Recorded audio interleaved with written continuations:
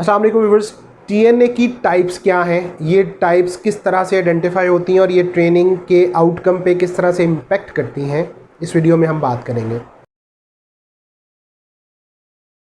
आप जब भी टीएनए करेंगे वो इन 3 टाइप्स के अकॉर्डिंगली कर रहे होंगे और आप इसी के मुताबिक फिर अपनी सारी जो वर्किंग है वो स्टार्ट कर।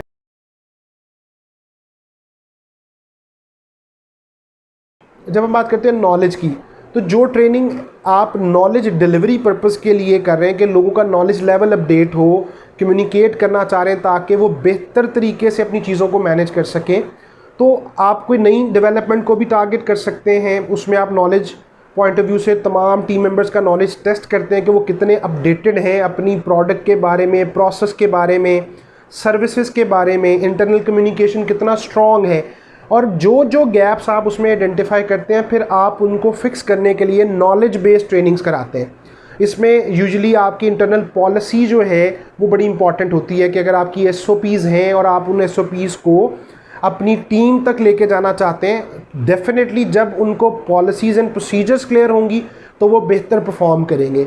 तो इस ट्रेनिंग में, नॉलेज बेस्ड ट्रेनिंग में, आप डिफरेंट टाइप ऑफ नॉलेज की एक्टिविटीज़ को इम्पार्ट करते हैं अपने ऑर्गेनाइजेशनल लेवल पे। फॉर एग्ज़ाम्पल, अगर आपने कोई ऐसा नया इक्विपमेंट इंस्टॉल किया है, आप चेक करते हैं कि उसके बारे में जो उसके फंक्शनल लोग हैं वो अप टू डेटेड हैं कि वो तमाम एक्टिविटीज़ परफॉर्म कर सकें जो उस मशीन पे अवेलेबल हैं।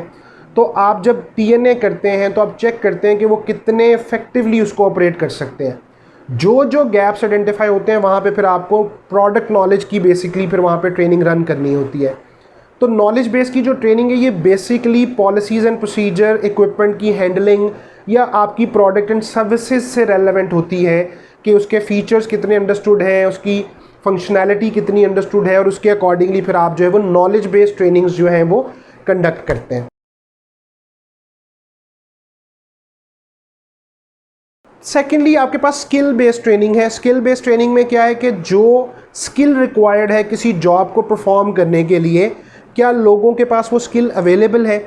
यूजुअली क्या होता है कि अगर कोई ऐसा इक्विपमेंट है उसके बारे में लोगों को नॉलेज बहुत अच्छा होता है लेकिन वो इतने स्किल्ड नहीं होते हैं कि उसको रन कर सकें। अगर आप ऑफिस जॉब की बात करते हैं तो क्या उन्हें अपनी जॉब से रेलेवेंट जो एप्लीकेशंस हैं वो स्किलफुली यूज़ करनी आती हैं, वो उसमें कितने स्किल्ड हैं, कितना अंडरस्टैंड करते हैं उनकी फंक्शनैलिटी को।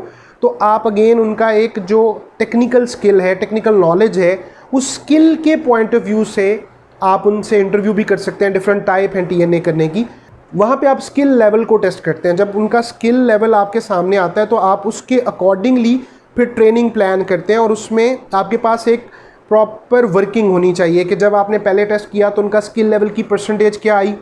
फिर आप उन गैप्स, जो फ्रीक्वेंट गैप्स आइडेंटिफाई होते हैं, आप उनको हाईलाइट करने के बाद आप उनकी ट्रेनिंग कंडक्ट करते हैं, और उस ट्रेनिंग कंडक्शन में आप पोस्ट टेस्ट करते हैं। पोस्ट टेस्ट आप इमीडिएट एवेलुएशन भी करते हैं और आप उनके जो फंक्शनल मैनेजर्स हैं उनसे फीडबैक भी कलेक्ट करते हैं, आप उनको ऑब्जर्व भी करते हैं।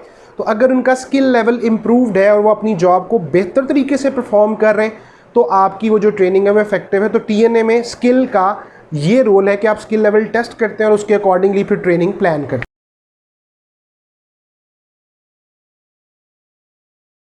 एंड फाइनली एबिलिटीज़ बेसिकली किसी भी जॉब नेचर पे डिपेंड करता है कि जो आपने एबिलिटीज़ डिसाइड की हैं वो कितनी इम्पेक्ट करती हैं उनकी जॉब को सक्सेसफुली रन करने में।